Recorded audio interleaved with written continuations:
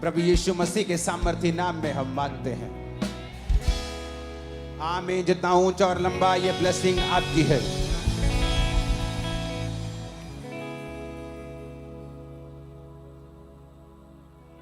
मेरा विश्वास है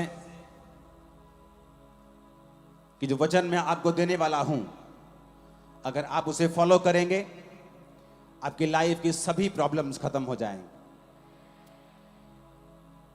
हर एक शारीरिक चीज का हल आत्मिक चीजों में है,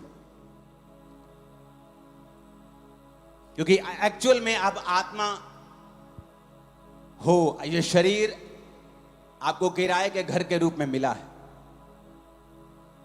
किसी को ये 70 साल के लिए मिला है, किसी को 100 साल के लिए, किसी को 50 के लिए, तो किसी को 120 के लिए। और एंड में सब ने अपने किराए के घर को छोड़ के अपने असली घर में जाना है।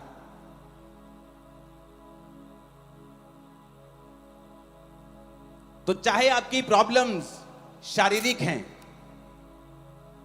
लेकिन उनका हल हमेशा आत्मिक रीति से ही होता है। बाइबल कहती है प्रभु यीशु मसीह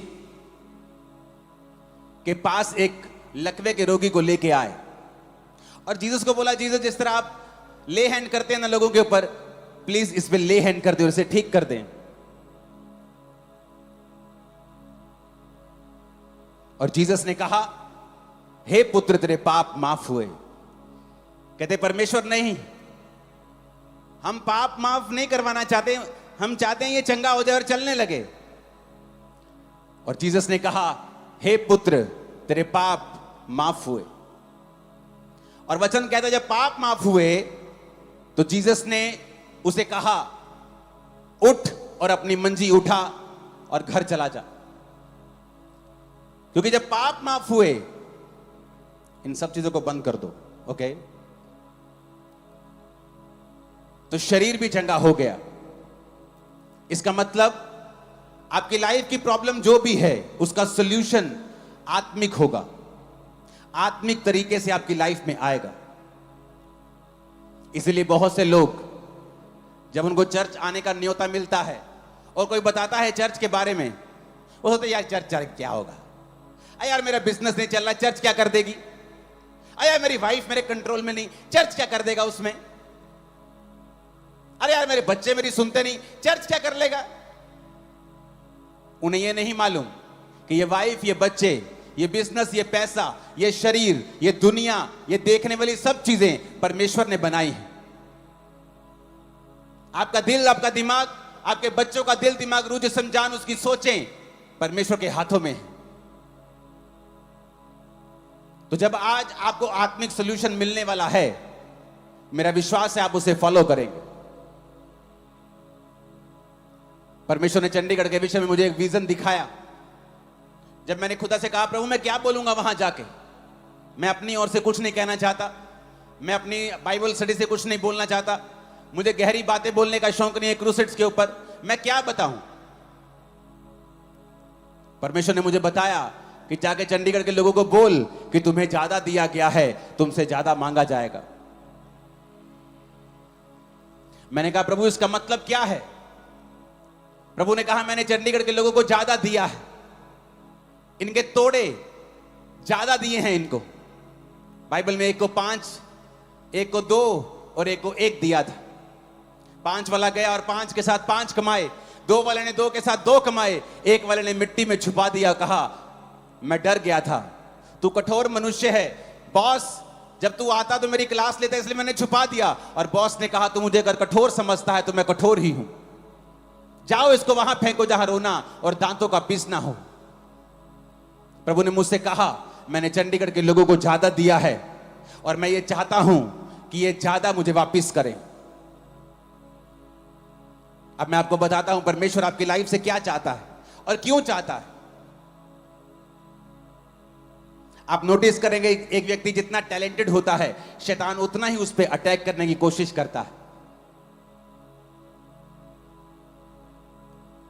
प्रभु ने मुझसे कहा कि इनको क्या कहना है कि इनकी लाइफ में वो खालीपन ना रहे जिससे ये जूझ रहे हैं, वो ट्रबल, वो मानसिक डिप्रेशन, वो जिंदगी की तंगियां जिनमें से ये निकल रहे हैं और इनको मालूम नहीं कि निकलना कैसे है, ये वचन तू इन्हें बताएगा और ये इस वचन को मानेंगे और आने वाले समय में निकल जाएंगे। प्रभु यीशु मसीह की सबसे इंपॉर्टेंट आज्ञा क्या है बाइबल में?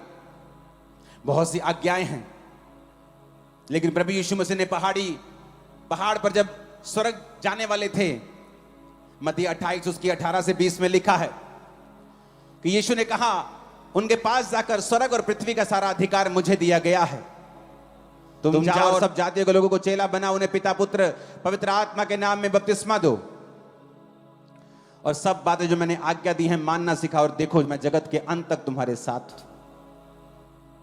सबसे मोस्ट इंपॉर्टेंट आज्ञा है जीसस क्राइस्ट की, जब वो जीवित स्वर्ग पर चढ़ाए जाने वाले थे कि जाओ इनको बोलो कि ये लोग मेरी सेवा करें।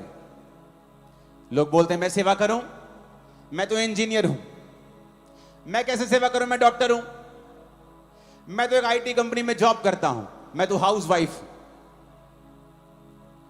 यहोशू 24 उसकी 15 आयत में लिखा है, यहोशू ने कहा सब लोगों से, यदि यहोवा की सेवा करना तुम्हें बुरी लगे तो आज चुन लो तुम किसकी सेवा करोगे।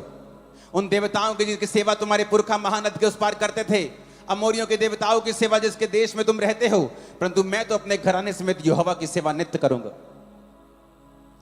पुराने नियम में, नए नियम में, दोनों नियम में हमें परमेश्वर यह बताता है कि एक्चुअल में हम लोग उसकी सेवा करने के लिए चुने गए हैं। सारे, आप डॉक्टर हैं तो भी जाओ और चेला बनाओ, आप इंजीनियर हैं तो भी, आप एक विश्वासी हैं तो भी, आप एक हाउसवाइफ है तो भी, ये बुलाहट है जो आप सबको दी गई है। जब आप लोग इस बुलाहट पे नहीं चलेंगे, उसके बाद फिर निराशाएं हमारी जिंदगी में प्रवेश करेंगे, एक खालीपन प्रवेश करेगा बीमारी के रूप में। फिर आप कंप्लेंट करेंगे मेरा पति मेरी बात नहीं सुनता, मेरे बच्चे मेरी बात नहीं सुनते, मुझे वो सेटिस्फाइड नहीं करते, क्योंकि आप भूल गए अपने बाप को सेटिस्फाइड, अपने पिता को, अपने जीसस को सेटिस्फाइड करना, क्योंकि उसने आपको सेवा के लिए बुलाया है। सेवा करने से क्या होगा? क्या हम सब सेवा के लिए बुलाए गए हैं? हां, हम सब सेवा के लिए बुलाए गए हैं। एक पास्टर भी सेवा के लिए बुलाया गया है और एक विश्वासी भी सेवा करने के लिए बुलाया गया है। जब एक विश्वासी परमेश्वर की सेवा नहीं करेगा, फिर उसकी जिंदगी में वो खालीपन रहेगा जिसे दुनिया की कोई ताकत, कोई पैसा, कोई बरकत, कोई खुशी भर नहीं सकती। फिर वो अपनी लाइफ में उस सफर पे निकलेगा जो अकेलेपन से और दुखों से भरा हुआ है। फिर आप क्वेश्चन करेंगे, परमेश्वर अगर मेरी लाइफ में तू है तो मेरी लाइफ ऐसी क्यों है? अगर मेरी लाइफ में तू है तो मेरी जिंदगी फिर ऐसी क्यों है? लगता क्यों नहीं है कि तू मेरी लाइफ में है? क्योंकि आप अपनी लाइफ की जो पहली कॉलिंग है सेवा करना, उसे आपने दूसरे, तीसरे, चौथे और लास्ट नंबर पे कर दिया है। परमेश्वर ने कहा है कि मैं सेवकों को बेस्ट दूंगा। गिनती 18 उसकी 10 से 12 आयत में लिखा हुआ है, उत्तम से उत्तम ताजा तेल, उत्तम से उत्तम नया दाखमधु, गेहूं, इसकी पहली उपज जो यहोवा को दे वह मैं तुझको देता हूं। यानी याजकों के लिए परमेश्वर बात करता था, और पुराने नियम में कोई कोई याजक कोई कोई सेवा करता था, लेकिन प्रकाशित वाक्य 1 उसकी 5 और 6 के अनुसार जब प्रभु यीशु मसीह मुर्दों में से जी उठे तो हर एक विश्वासी प्रभु के सामने एक याजक के रूप में खड़ा हो गया। अगर आज आपको पाप माफ करवाने हैं तो आपको याजक के पास या मेरे पास आने की जरूरत नहीं है। आप डायरेक्ट घर से प्रार्थना कर सकते, प्रभु मुझे माफ कर, तो परमेश्वर आपको माफ करेगा। मेरा रोल है परमेश्वर का वचन आपको बताना, मसीह में आपकी उन्नति करवाना और आपको परमेश्वर के करीब रखना और आपको सब बातें सच सच और सही सही बताना। तो परमेश्वर ने कहा, मैं जब एक सेवक को देखता हूं जो मेरी सेवा करता है, पुराने नियम में थोड़े होते थे याजक, पर नए नियम में जब परमेश्वर आपको देखता है वो एक याजक के रूप में देखता है। तो जब आपको वो देखता है याजक के रूप में, वो ये भी देखता है कि मैं अपने बेटे को, अपनी बेटी को बेस्ट दूंगा, हर चीज बेस्ट दूंगा, इसकी लाइफ में हर चीज को मैं बेस्ट तरीके के साथ करूंगा। क्योंकि ये मेरी सेवा करने वाला है। वचन में लिखा है यूहन्ना 12 उसकी 26 आयत में, यदि कोई मेरी सेवा करे तो मेरे पीछे हो ले, जहां मैं हूं वहां मेरा सेवक होगा। जीसस ने कहा यदि कोई मेरी सेवा करे मेरा पिता उसका आदर करेगा। यीशु ने कहा अगर कोई मेरी सेवा करेगा, जो कोई जीसस की सेवा करेगा, पिता उसका आदर करेगा। आज पत्नी ढूंढती है आदर, मेरे इन लॉ फैमिली मेरा आदर नहीं करते, मेरे पेके मेरे हस्बैंड का आदर नहीं करते, हमारे लोग हमारा आदर नहीं करते, मेरे बच्चे मेरा आदर नहीं करते। जब आदर आपको ऊपर से ना दिया जाए तो आपके पास नहीं आ सकता। जब ऊपर ही ब्लॉक कर दिया जाए तो धरती पर आप कुछ नहीं पा सकते। तो यीशु ने कहा अगर कोई मेरी सेवा करेगा मेरा पिता उसका आदर करेगा। वो अपने घर में आदर पाएगा, अपने बच्चों में आदर पाएगा, अपनी कलीसिया में आदर पाएगा, अपने काम वाली जगह के ऊपर जहां वो काम करता है वहां वो आदर पाएगा। ये मेरा फेवर होगा, ये रिजल्ट होगा, ये आउटकम होगा इस चीज का कि ये व्यक्ति मेरी सेवा करता है। कैसे सेवा करते हैं आप परमेश्वर की? अपनी लाइफ से, पापों से मन फिरा के, अपना जीवन पवित्रताई में बिता के आप उसकी सेवा करते हैं। अपनी चर्च में आप सेवा करते हैं परमेश्वर की, अपनी जिंदगी से सेवा करते हैं।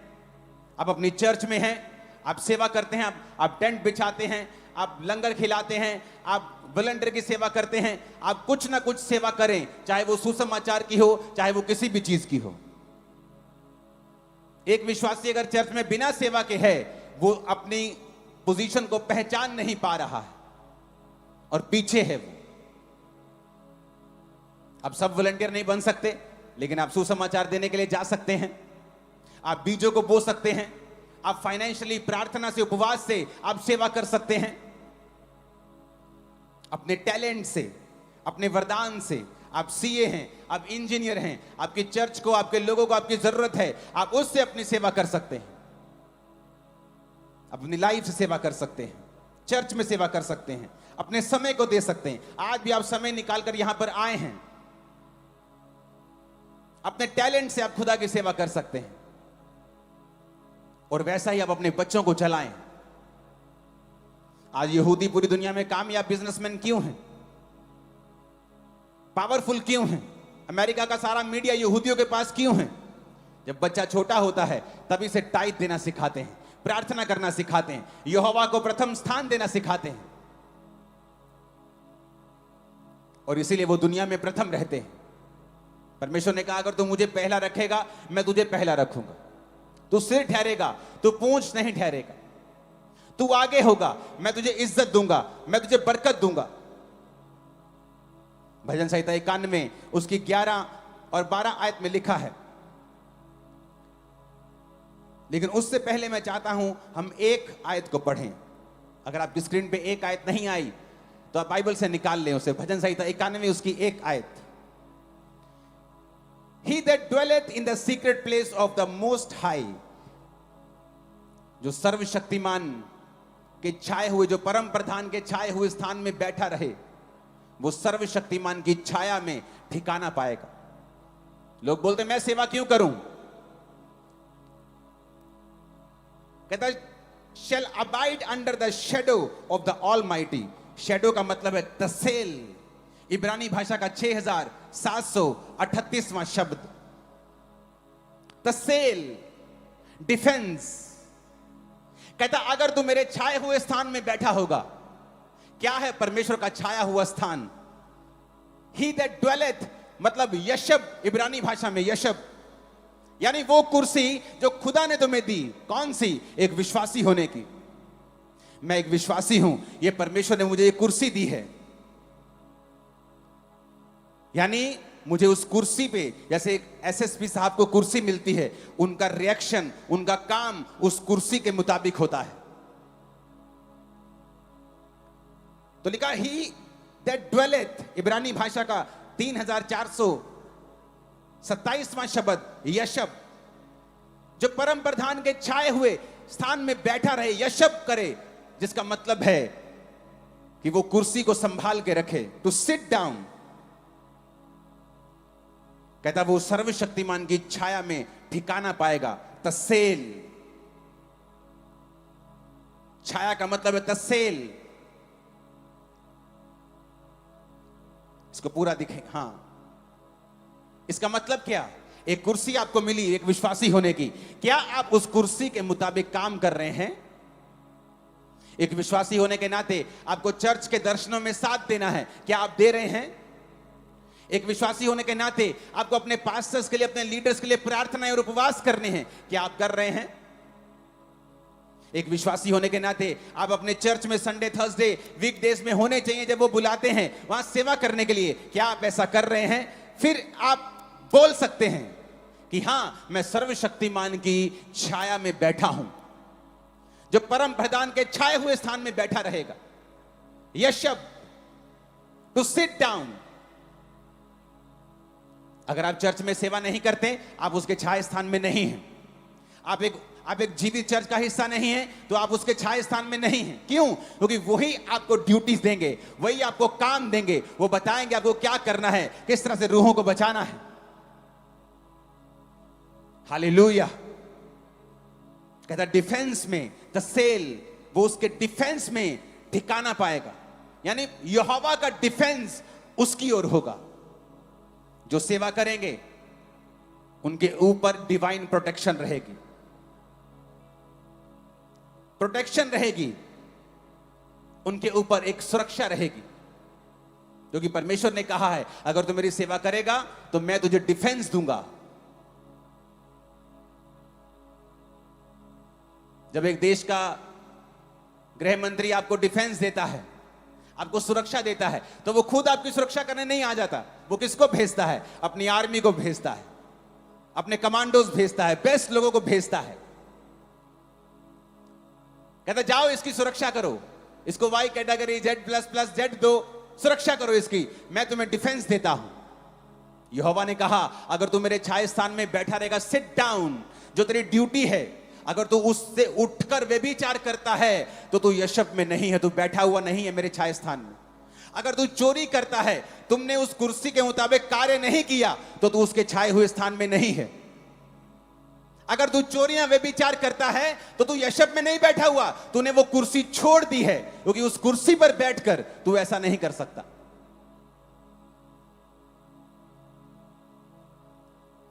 एक ऑफिसर संविधान के साथ बंधा हुआ, जब वो कुर्सी पे बैठा है, संविधान से बंधा हुआ है।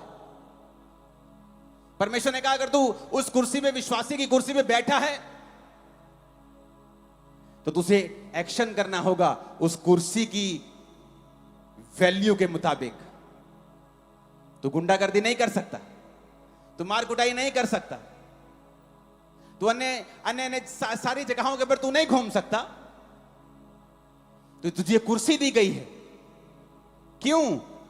कहता जो छाए स्थान में बैठा रहेगा, यहोवा अपना डिफेंस भेजेगा।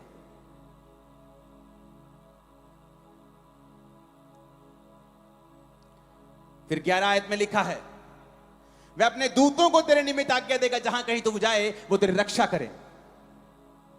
ऐसा ना हो तेरे पांव पर पत्थर से ठेस लगे, वो तुझको हाथों हाथ उठा लेंगे।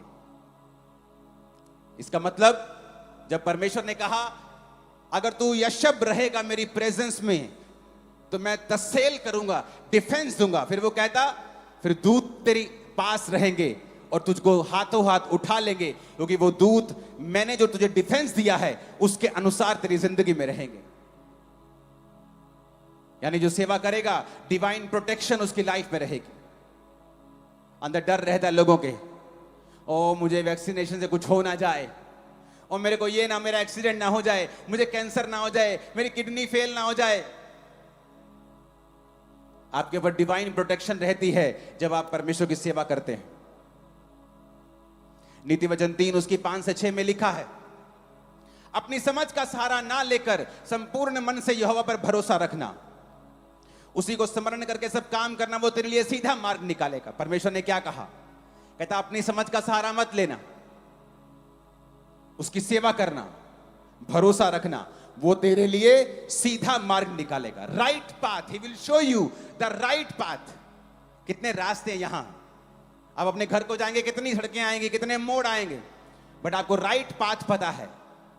क्या आपको आपकी लाइफ का राइट पाथ पता है कि आप क्या करेंगे तो आने वाले समय में सक्सेसफुल रहेंगे? आप क्या स्टेप लेंगे कि आने वाले समय में आपको दिक्कत नहीं होगी? आपको कोई नहीं बता सकता, कोई नहीं बता सकता, सिर्फ परमेश्वर आपको गाइड कर सकता है। और उसने कहा जब तुम पूरा भरोसा मुझ पे रखेगा, I will show you the right path, मैं तुझे सही रास्ता बताऊंगा, तुझे जीवन में क्या करना है, कहां तुझे राइट पार्टनर मिलेगा, कहां तुझे राइट बिजनेस मिलेगा, किस कैरियर में तुझे सफलता मिलेगी, मैं तुझे बताऊंगा, मैं तेरी अगुवाई करूंगा। अगर आप सेवा करेंगे वो आपको राइट पाथ देगा। निर्गमन 23 उसकी 25 से 28 आयत में लिखा है, यदि तू अपने परमेश्वर यहोवा की उपासना करे, इंग्लिश में ज्यादा अच्छा लिखा है, एंड ये shall serve the Lord your God, अगर तुम सर्व करेगा, सेवा करेगा, तो वह तेरे अन्न जल पर आशीष देगा। ही शैल bless thy bread and thy water, I will take sickness away from the midst of thee, कहता मैं तुम्हारे बीच से रोग दूर कर दूंगा अगर तुम मेरी सेवा करेगा। आज से 10-15 साल पहले की बात होगी, आई थिंक 2009 की शायद ये 10 की बात होगी।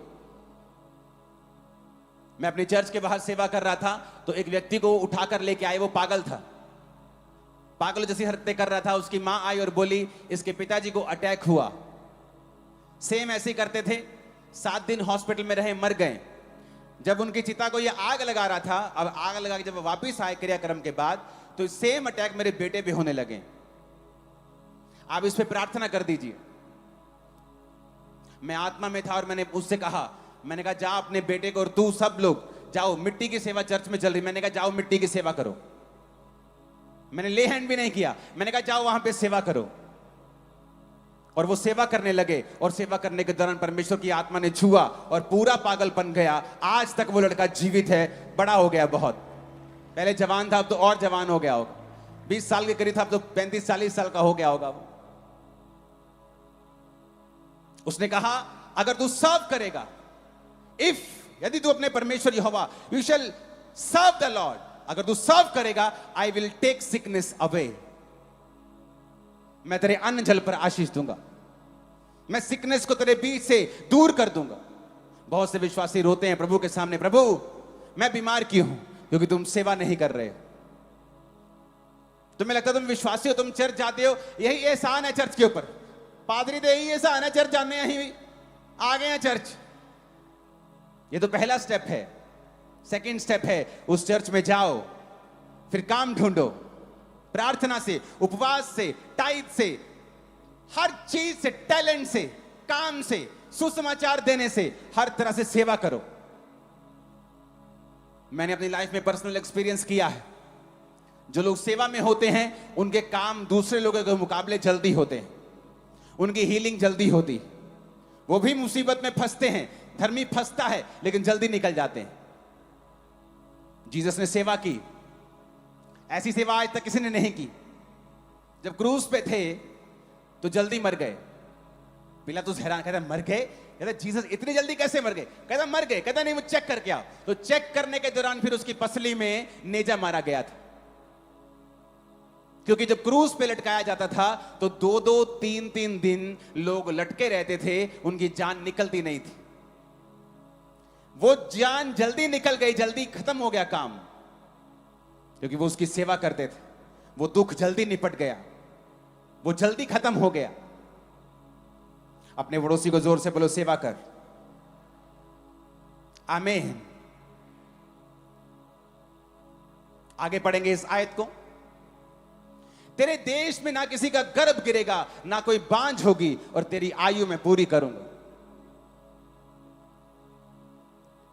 जिन लोगों के बीच में तू जाएगा, उन सबों के मन में मैं अपना भय संवा दूंगा, उनको व्याकुल कर दूंगा, तेरे शत्रुओं की पीठ तुझे दिखाऊंगा। फिर से दोबारा पढ़ेंगे आयत को, 26 को। तेरे देश पे कहता गर्भ नहीं गिरेगा, तुझे गर्भ का फल मैं दूंगा, तुझे वंश दूंगा, तेरी आयु पूरी करूंगा। भजन संहिता 91:16 में भी लिखा है, मैं तुझे उद्धार दिखाऊंगा और तुझे दीर्घ आयु से तृप्त करूंगा। किसके लिए? सबके लिए नहीं है ये।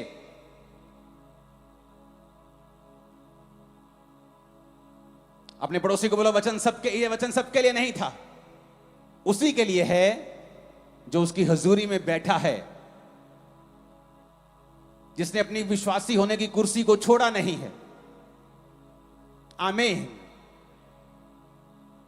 क्या कहा परमेश्वर ने? तेरा गर्भ नहीं गिरेगा ना कोई बांझ होगा, तेरी आयु में पूरी करांगा। तेरी आयु को कहता मैं पूरा करूंगा, बढ़ाऊंगा, तो पूरी आयु का होकर परमेश्वर में सोएगा।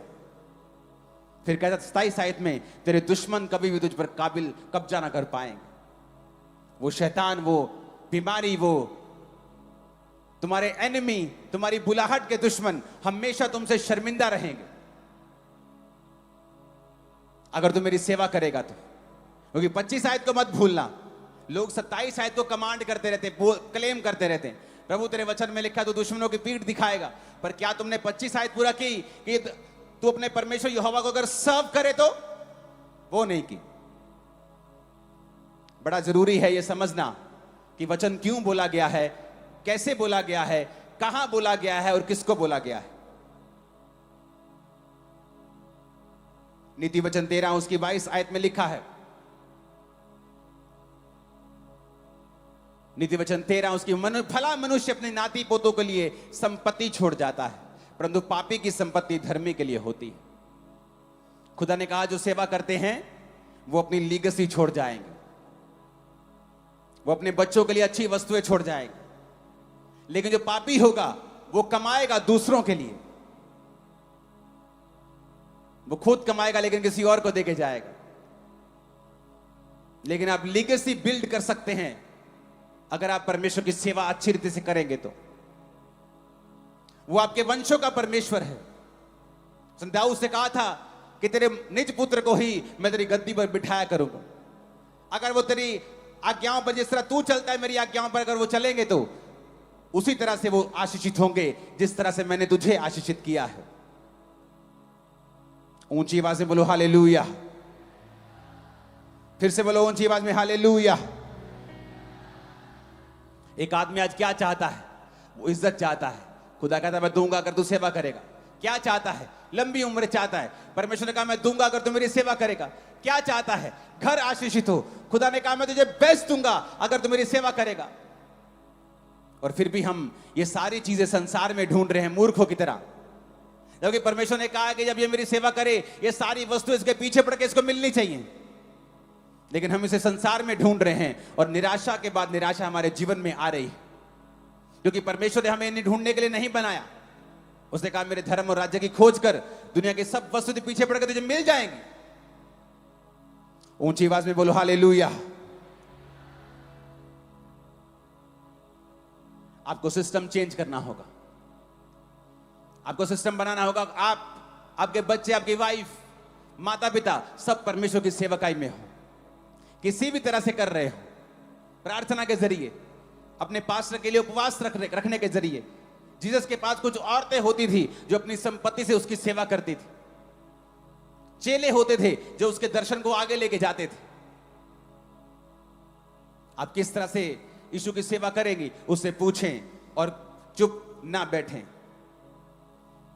क्योंकि सेवा के बदले में उसने आपको बहुत सारी आशीषों का वायदा किया है। आपके दुश्मन के ऊपर फतह का वायदा किया है, अन्न जल पर आशीष का वायदा किया है, डिवाइन प्रोटेक्शन का वायदा किया है, आपकी लीगेसी चलती रहेगी वायदा किया है, लॉन्ग लाइफ का वायदा किया है, ऑनर का, इज्जत का वायदा किया है। फिलिप्पियों 4 उसकी 16 से 19 आयत में लिखा है, इसी प्रकार जब मैं थिस्सलुनीके में था तुमने मेरी घटी पूरे करने के लिए एक बार नहीं 2 बार कुछ भेजा था। ये नहीं मैं दान चाहता हूं, परंतु ऐसा फल चाहता हूं जो तुम्हारे लाभ के लिए बढ़ता जाए। मेरे पास सब कुछ है परंतु बहुत आयत से है। जो वस्तुएं तुमने प्रुदितुस के हाथ से भेजी हैं उन्हें पाकर मैं तृप्त हो गया। मैं तो सुखदायक सुगंध ग्रहण करने जो के बलिदान है जो प्रभु को भाता है। मेरा परमेश्वर भी अब उस धन के अनुसार जो महिमा सहित मसीह यीशु में है तुम्हारी हर घटी को पूरा करेगा। उसने उन लोगों को बोला तुम्हारी हर घटी महिमा सहित पूरी होगी। तुम्हारी बेइज्जती नहीं होगी। तुम रिश्तेदार के पास जाते हो, बोलते मेरी बेटी की शादी 2 लाख कम हो रहे हैं, अगर बहुत अच्छा भी होगा वो दे देता, तुम्हारी बेइज्जती भी करता है साथ। तो पहले सुनते ही तू पहले ध्यान क्यों नहीं रखा, जोड़े क्यों नहीं पे? आप किसी उधार मांगते, आपकी बेइज्जती करता है। परमेश्वर ने कहा अगर तू मेरी सेवा करेगा, किन लोगों को बोला? कलीसिया, उस कलीसिया को बोला जिन्होंने पौलुस की मिशनरी कामों के लिए फाइनेंशियल हेल्प की थी। पौलुस कहता मेरा परमेश्वर उस महिमा के अनुसार तुम्हारी हर घटी को मसीह यीशु में पूरा करेगा, तुम्हारी बेइज्जती नहीं होने देगा। तुम्हारी घटी भी पूरी होगी लेकिन महिमा सहित होगी, तुम्हारी इज्जत भी होगी और घटी भी पूरी होगी। ऐसा वचन उन लोगों के लिए है जो परमेश्वर की सेवा करना चाहते हैं, जो कर रहे हैं या आगे जो करेंगे। हर विश्वासी से क्लेम नहीं कर सकता जिसका सेवकाई में कोई हाथ नहीं है, जिसको यह मतलब है कि आज सरमन बड़ा अच्छा था, आज सरमन इतना अच्छा नहीं था, आज हीलिंग प्रेयर बड़ी पावरफुल थी, आज फलानी प्रेयर बड़ी पावरफुल थी। बस उन्हें लगता है उनका काम हो गया, फिनिश, उन्होंने अपना काम कर दिया, ये बहुत बड़ी बात है, उनका चर्च में आ गए आज वो। ये बड़ी बात नहीं, तो शुरुआती बात है। आप सेवा के लिए पैदा हुए हैं, सेवा के लिए सृजे गए हैं, सेवा ही आपका एकमात्र काम है। आप डॉक्टर हैं, जाइए सेवा कीजिए। कई बार मेडिकल साइंस काम नहीं करती, क्यों? क्योंकि परमेश्वर को काम करना होता है। क्या आप अपने पेशेंट्स को बताते हैं यीशु मसीह के बारे में? जहां आप काम करते हैं, क्या वहां सुसमाचार प्रचार करते हैं? क्या मोहल्ले वालों को मालूम है आप क्रिश्चियन हैं? आपका क्या बॉस जानता है आप क्रिश्चियन हैं? क्या आप अपने कैरेक्टर से उसकी सेवा कर रहे हैं?